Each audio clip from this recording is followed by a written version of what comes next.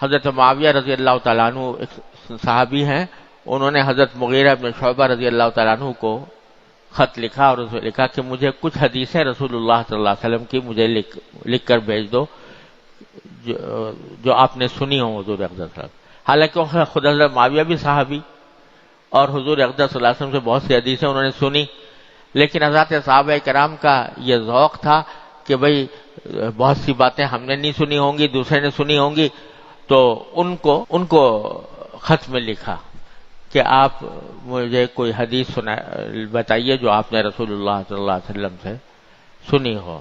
تو انہوں نے ایک حدیث لکھ کر بھیجی کہ ان اللہ کرہ لکم القیل والقال واضاعۃ المال وکثرۃ السؤال او کما قال صلی اللہ علیہ وسلم، کہ اللہ تبارک و تعالی تین چیزوں کو بہت ناپسند فرماتے ہیں۔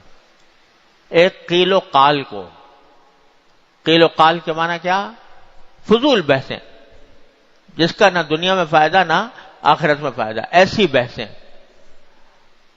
جن کا کچھ فائدہ نہیں ہے، وہ قیل و قال۔ اور یہ جتنی ایسی بحثیں ہوتی ہیں نا، خاص طور سے ہمارے معاشرے کے اندر سیاست پر گفتگو چل رہی ہے، آئندہ کیا ہونے والا ہے اس کے اوپر تبصرے، یہ ہوگا یا نہیں ہوگا، یہ واقعہ پیش آئے گا یا نہیں پیش آئے گا، ایک کام چل رہا ہے اس میں وہ ہوگا۔ ارے بھائی تمہیں مستقبل کی کیا خبر کہ کیا ہوگا؟ اللہ تعالیٰ ہی بہتر جانتے ہیں۔ فلاں شخص جو ہے وہ گرفتار ہوگا کہ نہیں ہوگا، اس کے اوپر مقدمہ چلے گا کہ نہیں چلے گا، ملک سے باہر جائے گا کہ نہیں جائے گا، یہ بحث اور اس کے اوپر دلائل اور اس کے اوپر۔ اچھا بھائی اگر تمہیں کوئی علم غیب آ گیا اللہ تعالیٰ کی طرف سے، کوئی وحی آ گئی ہے، اس کی بنیاد پر یہ بحث کر رہے ہو، تو آگے کی ایسی باتوں پر کہ جن کا علم سوائے اللہ تبارک و تعالیٰ کے کسی کو نہیں ہے۔ کیوں بھائی؟ کیا جب رمضان آتا ہے، عید آتی ہے، کیا خیال ہے آج چاند ہو جائے گا یا نہیں ہوگا؟ تو یہ آپس میں یہ موضوع بحث ہیں، اب اس کے اوپر گفتگو ہو رہی ہے۔ کسی کو کیا پتا، اللہ تبارک تعالیٰ جانتے ہیں کہ ہوگا کہ نہیں ہوگا، فلاں واقعہ فلاں سے ایسی واقعہ ہے وہ پیش آئے گا کہ نہیں آئے گا، اس انتخاب ہو رہے ہیں، اس میں کوئی کون کامیاب ہوگا کون نہیں ہوگا، اس پر بحث ہو رہی ہے۔ کیا حاصل اس کا سوائے اس کے کہ علم کو اللہ تبارک و تعالیٰ کے اوپر چھوڑ دو۔ تو کرہ لکم القیل والقال، یہ قیل و قال، یہ بحثیں، بحث مباحثہ، اس کو اللہ تعالیٰ ناپسند فرماتے ہیں۔ اور بحث و مباحثے کے اندر ایک حدیث میں یہ بھی آیا ہے کہ جو لوگ بہت منہ بھر بھر کے باتیں کرنے والے ہیں، اس کے لیے بڑے سخت الفاظ استعمال ہوئے ہیں حدیث میں، منہ بھر بھر کر باتیں کرنے والے، کہ جن کا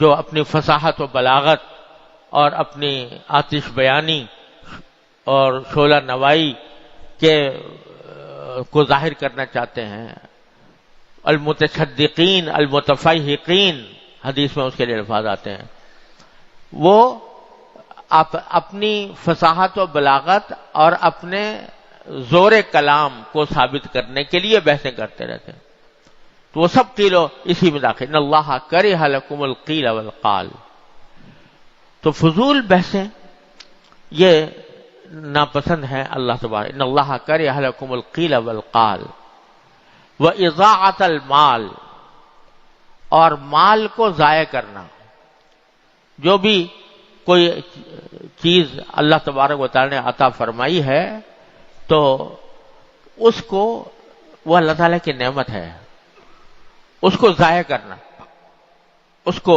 بیکار ضائع کر دینا کہ کسی کے بھی کام نہ آئے، اس میں بھی بڑا ابتلا ہے، اللہ بچائے ہمارا، کہ اللہ تعالیٰ کی دی ہوئی نعمتوں کو ضائع کرنے کے گناہ میں مبتلا ہوتے ہیں، جو اللہ تعالیٰ کو انتہائی ناپسند ہے۔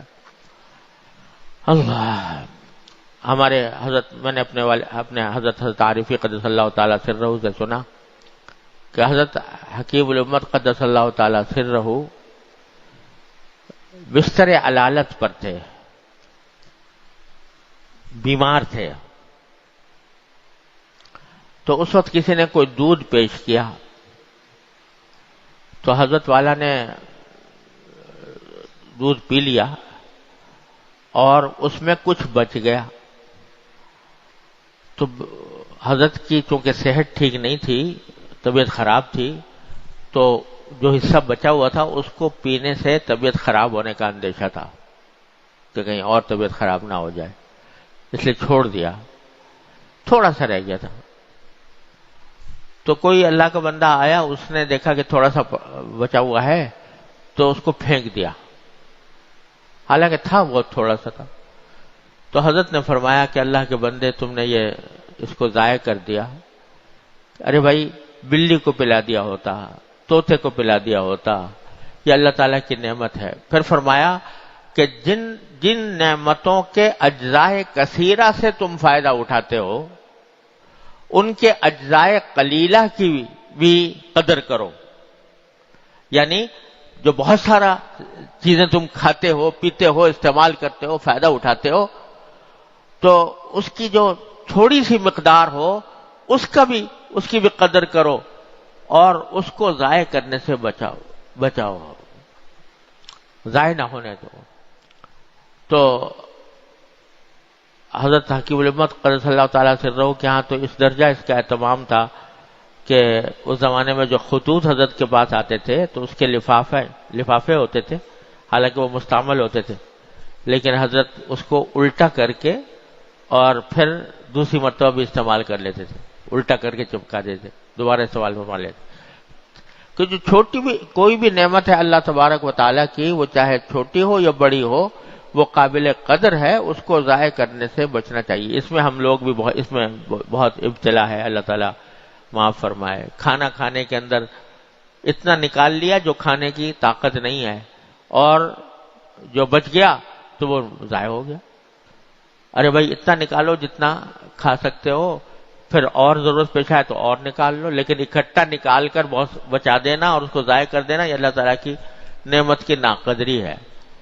تو دوسری چیز فرمائی کہ اللہ تعالیٰ ناپسند فرماتے ہیں مال کے ضائع کرنے کو.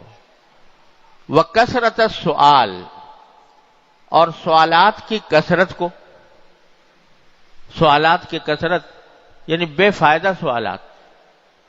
جہاں ضرورت ہو تو وہاں تو آدمی کو پوچھنا ہی چاہیے. حدیث میں نبی کریم صلی اللہ علیہ وسلم نے فرمایا کہ انما شفاء العی السؤال، پیاسے کی شفا سوال سے ہوتی ہے. یعنی اگر کسی کو کوئی بات معلوم نہیں ہے، کوئی شرعی مسئلہ ہے معلوم نہیں ہے، دوسرے سے پوچھے. فاسألوا اہل الذکر ان کنتم لا تعلمون. لیکن فضول کے سوالات جن کا کوئی دنیا میں فائدہ نہ آخرت میں فائدہ، یہ کثرت سوال کو بھی اللہ تعالیٰ ناپسند فرماتے ہیں. یہ حدیث لکھ کر بھیجی حضرت مغیرہ بن شعبہ رضی اللہ تعالیٰ نے حضرت معاویہ رضی اللہ تعالیٰ عنہ کو. تو غرض یہ کہ فضول باتیں اور فضول طریقے پر اپنی زبان کو استعمال کرنا، یہ کبھی نہ کبھی انسان کو گرا دیتا ہے، کسی گناہ کے اندر مبتلا کر دیتا ہے. اس واسطے حضرت فرماتے ہیں کہ جو بات بھی کہو تو ذرا سا سوچ لیا کرو کہ یہ بات کہنے کی ہے یا نہیں، اس کا کہنا مناسب ہے کہ نہیں. اس کو اگر مناسب معلوم ہو تو کہو، ورنہ نہیں.